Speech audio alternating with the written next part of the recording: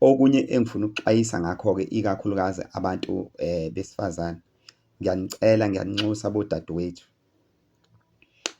uma ngabe niya ey'godlweni kokugobela, nakomakhosi, nakubathandazi, noma whatever melaphi olaphayo, nje ngiyabona-ke o-doctor laba abe-Western Medical Practice, angifuni ukuchaza lapho, ngifuna la kwasey'godleni ngoba isikhathi esiningi kuba i-one-on-one.